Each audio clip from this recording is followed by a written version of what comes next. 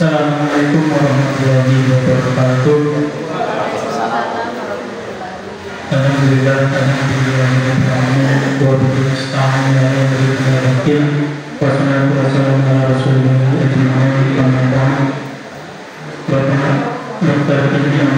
yang saya hormati dan teman-teman sejawat angkatan yang saya banggakan.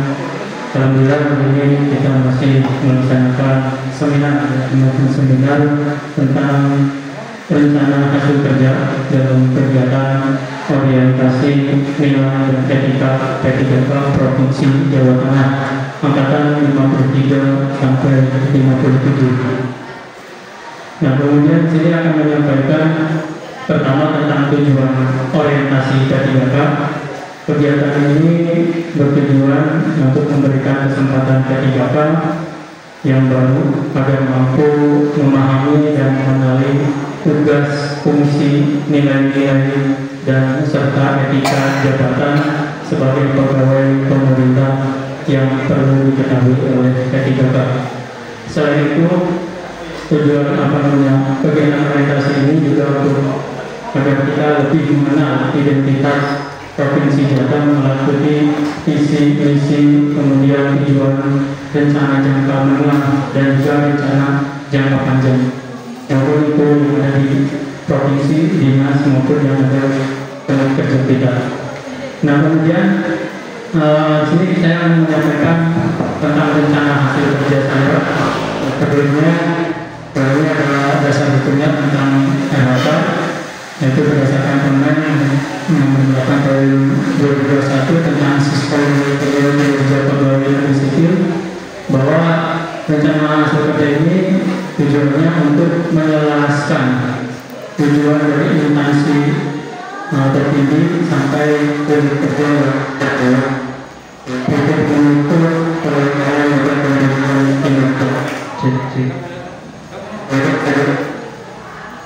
kemudian kategori kerja saya sebagai P3K. Yang pertama adalah saya mengambil dari rencana kerja pimpinan yang terpenting. Yang pertama yang saya ambil yaitu tersusunnya kurikulum operasional satuan pendidikan KOSP yang berorientasi pada peningkatan pembelajaran. Rencana hasil kerja saya yaitu tersusunnya perangkat pembelajaran sebagai acuan dalam peningkatan pembelajaran. Dan ini adalah aspek kuantitas, ya, jumlah perangkat pembelajaran. Khususnya saya akan mengajarkan mapel pendidikan agama Islam berarti, maka perangkat yang saya buat itu pembelajarannya mapel KBP. Kemudian aspek kualitasnya sini tingkat kontribusi dan penyusunan dokumen data waktunya itu selama 12 bulan atau selama 1 tahun ajaran. Kemudian kegiatan dan tahapan yang saya lakukan untuk menyusun ini, pertama yaitu dengan koordinasi dengan atasan, kemudian melakukan diskusi dengan teman rekan sejawat khususnya di mapel pelajaran hari, kemudian membuat jadwal dan target CP-nya atau capaian pembelajaran. Kemudian lain kali itu langsung menyusun rencana pelaksanaan pembelajaran. Dan hasilnya atau outputnya yaitu tersusun perangkat pembelajaran. Kemudian untuk nilai-nilai yang berkaitan dengan perangkatnya, sini ada kompeten, kemudian akuntabel, kemudian ruang kolaborasi. Nah, kemudian untuk rencana kerja pemimpinan yang kedua yang saya ambil, yaitu terlaksananya peningkatan kualitas praktik pembelajaran guru. Dan rencana hasil kerja saya yaitu meningkatkan atau meningkatnya kompetensi melalui peran sebagai partisipan observasi praktik pembelajaran yang berfokus kepada aktivitas interaktif dan inovatif. Nah, kenapa saya menambahkan berfokus pada aktivitas interaktif dan inovatif? Karena di pelajaran agama itu kebanyakan mungkin anak-anak bosan dengan ceramah, sehingga saya menambahkan dengan berfokus pada aktivitas interaktif dan inovatif, entah itu dengan bahan ajar yang bervariasi seperti video pembelajaran ataupun model pembelajarannya dengan diskusi dan sebagainya. Nah kemudian di sini kuantitasnya atau aspek yang dinilai itu kuantitas, ya 2 dokumen. Dokumen di sini hasilnya yaitu dokumen pra observasi dan juga pasca observasi atau tindak lanjut. Dan ini tahapannya juga saya tuliskan, yaitu dengan melakukan koordinasi dengan supervisor ataupun dengan sejawat dalam kegiatan pra observasi, kemudian melakukan kegiatan observasi atau praktek pembelajaran di kelas, dan yang ketiga melakukan kegiatan tindak lanjut pasca observasi. Dan untuk penerapan nilai teralatnya, yang pertama saya tuliskan berorientasi pada layanan. Kenapa? Karena di sini tentunya saya praktik langsung dengan siswa, maka di situ membuat pembelajaran sebaik mungkin, ya tujuannya untuk memberikan pelayanan yang maksimal mungkin. Kemudian yang kedua kolaborasi, itu di sini ada karena di sini saya berdiskusi dengan teman-teman sejawat dan juga atasan. Kemudian akuntabel yang melaksanakan dengan jujur dalam kegiatan ini dan juga kompeten. Lanjut Pak. Dan rencana hasil kerja saya yang ketiga yaitu dengan meningkatkan kompetensi melalui peran sebagai peserta kegiatan pelatihan atau bimbingan teknis. Di sini yang hasil penilaian kualitasnya yang sertifikat, kemudian ada 2 sertifikat yang saya alihkan, kemudian waktunya di sini 2 kali dalam 1 semester. Kemudian mengikuti kegiatan pelatihan ini, tahapan yang saya lakukan dengan mencari informasi kegiatan pelatihan melalui website BPSDM Jawa Tengah. Kenapa saya mencarinya pelatihan di BPSDM? Karena sertifikat yang hasil dari BPSDM itu bisa digunakan atau diatur ke Excel dan menambah jumlah bank form atau jumlah bank form dan sebagainya. Kemudian mendaftarkan dan dulu mengikuti pelatihan tersebut. Dan outputnya adalah tersedianya sertifikat sebagai partisipan diklat atau pendidikan dan pelatihan. Kemudian penerapan nilai-nilai terakhirnya di sini ada kolaborasi, akuntabel, kompeten.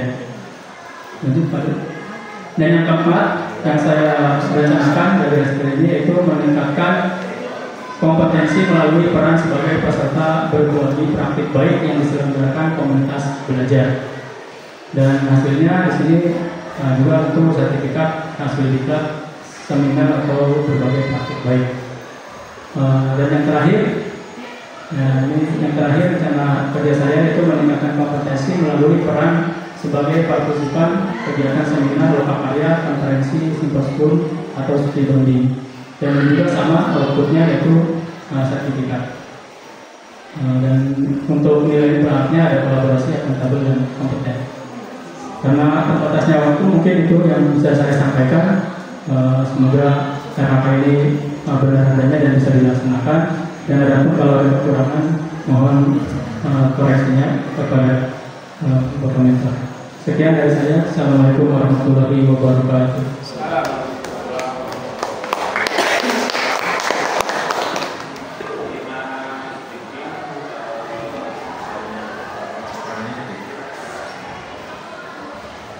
Masukan yang pertama, coba dicek RHK ke-1-nya ya Mas. Itu di kata kegiatan dan tahapan itu harusnya jangan ada kata saya ya Mas. Yang nomor 2 itu ya, ini sifatnya langkah-langkah gitu ya, langkah-langkah umum, jadi tidak perlu kata. Terus RHK ke-2 Mas, ini tadi dengan program informasi ya. Nah, kalau diamati Bapak Ibu pada saat kita melakukan observasi itu, konsentrasi Bapak Ibu itu sebenarnya tindakan di observasi. Maka ini dilengkapi Mas, jangan hanya observasi, tapi juga observasi dan tindak lanjut observasi gitu. Ya, ditambahi ya, observasi dan tindak lanjut observasi. Sebab penilaian kinerja pada itu justru konsentrasinya di tindak lanjut observasi. Gitu. Kemudian di RHK ke-5 Mas, itu masalah target waktu itu jangan 2 kali semester, mungkin ini habis semuanya itu, tapi nanti diganti aja Mas 12 bulan gitu aja ya, jangan 2 kali dalam 1 semester tapi 12 bulan, karena nanti pelaksanaannya kan kita tidak tahu mau diterapkan di bulan kapan kan itu, jadi 12 bulan itu aja Mas ya, atau 1 tahun gitu aja sudah tidak apa-apa ya Mas ya. Tapi itu saja, terima kasih Mas Diki. Terima kasih kepada Bapak Rektor, Bapak Dr. Aidi Amin MPD atas koreksinya, dan semoga ini bisa terlaksana dan bisa diperbaiki. Sekian dari saya, kurang lebihnya mohon maaf. Assalamualaikum warahmatullahi wabarakatuh.